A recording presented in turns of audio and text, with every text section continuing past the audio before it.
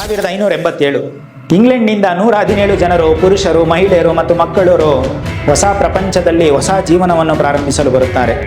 ಅವರು ರೋವನೋಕ್ ಎಂಬ ದ್ವೀಪದಲ್ಲಿ ತಮ್ಮ ವಸಾಹತು ಕಾಲೋನಿಯನ್ನು ಸ್ಥಾಪಿಸುತ್ತಾರೆ. ಅಲ್ಲಿ ಅಮೆರಿಕದ ನೆಲದಲ್ಲಿ ಜನಿಸಿದ ಮೊದಲ ಇಂಗ್ಲಿಷ್ ಮಗು ವರ್ಜಿನಿಯಾ ಡೇರ್ ಕೂಡ ಇರುತ್ತಾಳೆ.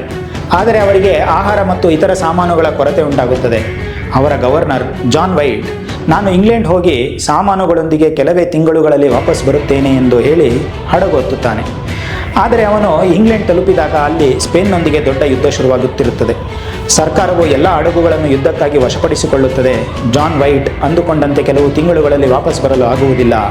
ಅವನು ತನ್ನ ವಸಾಹತಿಗೆ, ತನ್ನ ಮಗಳು ಮತ್ತು ಮೊಮ್ಮಗಳ ಬಳಿಗೆ ಹಿಂತಿರುಗಲು 3 ವರ್ಷಗಳು ಕಾಯಬೇಕಾಗುತ್ತದೆ. 1590 ಕೊನೆಗೂ ಜಾನ್ ವೈಟ್ ವಾಪಸ್ ರೋವನೋಕ್ ದ್ವೀಪವನ್ನು ತಲುಪುತ್ತಾನೆ. ಆದರೆ ದ್ವೀಪದಲ್ಲಿ ಸಂಪೂರ್ಣ ಮೌನ. ಅವನು ಕಟ್ಟಿದ್ದ 117 ಜನರ ಆ ಇಡೀ ಕಾಲೋನಿ ಸಂಪೂರ್ಣವಾಗಿ ಕಣ್ಮರೆಯಾಗಿತ್ತು. ಮನೆಗಳೆಲ್ಲವೂ ಖಾಲಿ. ಅಲ್ಲಿ ಯುದ್ಧ ನಡೆದ ಯಾವುದೇ ಕುರುಹು ಇರಲಿಲ್ಲ. ಹೋರಾಟದ ಲಕ್ಷಣಗಳು ಕೂಡ ಇರಲಿಲ್ಲ. ಒಂದೇ ಒಂದು ಹೆಣ ಅಲ್ಲಿರಲಿಲ್ಲ. ಒಂದೇ ಒಂದು ಅಸ್ಥಿ ಪಂಜರವೂ ಇರಲಿಲ್ಲ. 117 ಜನರು ಗಾಳಿಯಲ್ಲಿ ಕರಗಿ ಹೋದಂತೆ ಮಾಯವಾಗಿದ್ದರು. ಇಡೀ ದ್ವೀಪದಲ್ಲಿ ಅವರಿಗೆ ಸಿಕ್ಕಿದ್ದು ಕೇವಲ ಒಂದೇ ಒಂದು ಸುಳಿವು.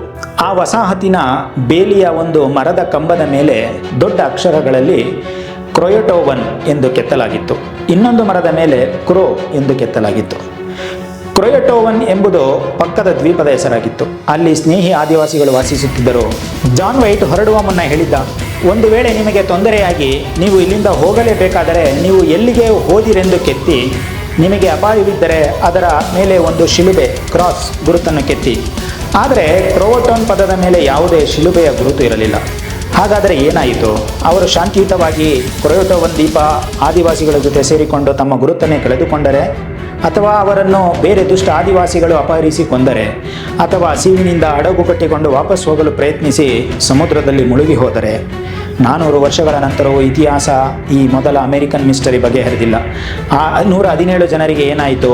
ಆ ಕ್ರೊಯಟೋವನ್ ಪದದ ನಿಜವಾದ ಅರ್ಥವೇನು ಇನ್ನೂ ಯಾರಿಗೂ ಗೊತ್ತಿಲ್ಲ. ಇದರ ಬಗ್ಗೆ ನಿಮ್ಮ ಅಭಿಪ್ರಾಯ ಏನು ಅನ್ನೋದನ್ನು ಕಮೆಂಟ್ನಲ್ಲಿ ತಿಳಿಸಿ. ಹಾಗೆ ಈ ವಿಡಿಯೋ ಇಷ್ಟ ಆದರೆ ಶೇರ್ ಮಾಡಿ, ಲೈಕ್ ಮಾಡಿ ಮತ್ತು ನಮ್ಮ ಚಾನಲ್ಗೆ ಸಬ್ಸ್ಕ್ರೈಬ್ ಆಗೋದನ್ನು ಮರಿಬೇಡಿ. ನಮಸ್ಕಾರ.